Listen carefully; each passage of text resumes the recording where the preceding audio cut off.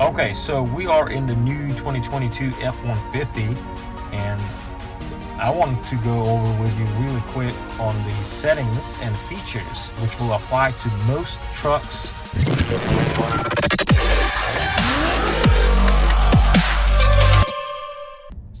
On the bottom you have the row of different apps that you can go to. Audio, I have the Android Auto set up, so I have the Android Auto here. Factory Nav, I have that set up here. This favorite button, you can set up a certain button that you might use all the time. So let's say you like to go to phone list all the time, and that will be phone list, so you can go back to it at any time.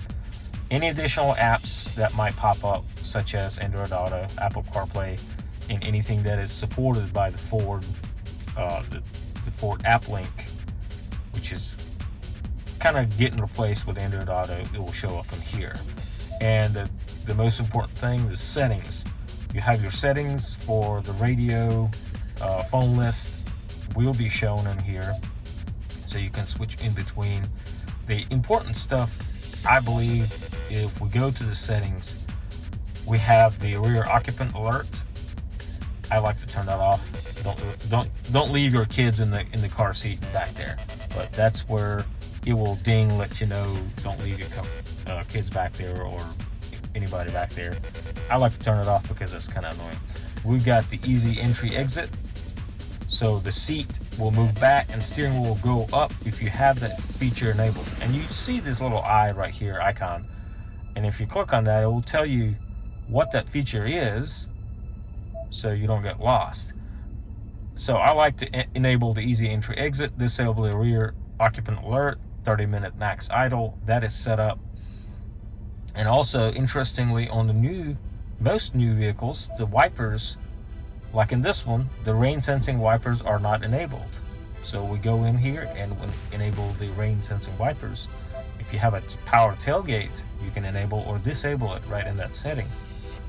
And ambient lighting, there are no color choices in ambient lighting in the F-150s. You can just enable it or disable it and change your brightness right in there. And door keypad code also can be added, so you enter the factory code and you just do it right there.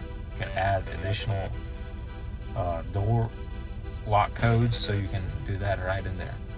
And the lighting this is where you would disable your automatic high beams.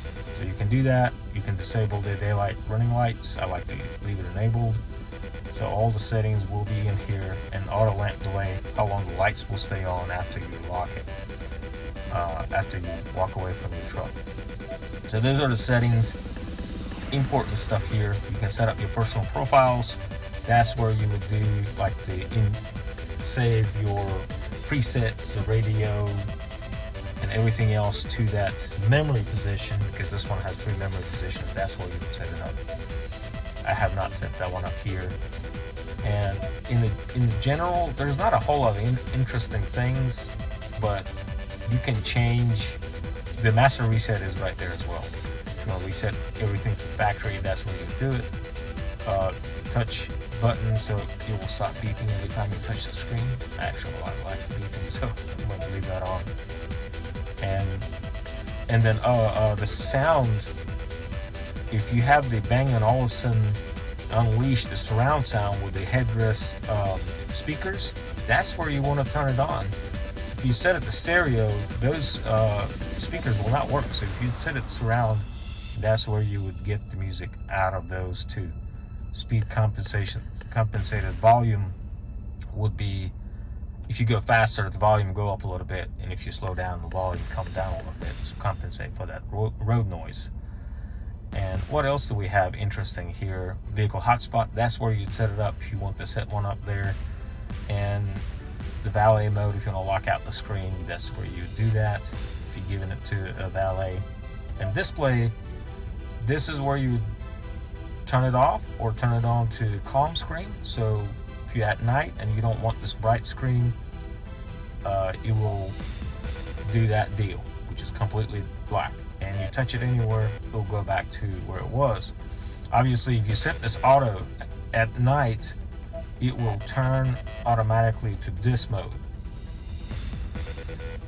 But if you find that even even that too bright, then you can turn it off. I like to leave it in auto, so it will automatically change depending on the day, because it has a sensor or light sensor, and that's where you adjust your brightness. And the home screen just gets rid of all that stuff, and you have the clock and the date.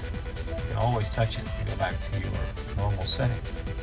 And on the right side, if you have the split screen, you have different features, and that's how you can scroll in between stuff. Zone lighting feature is in there as well. And the bed camera,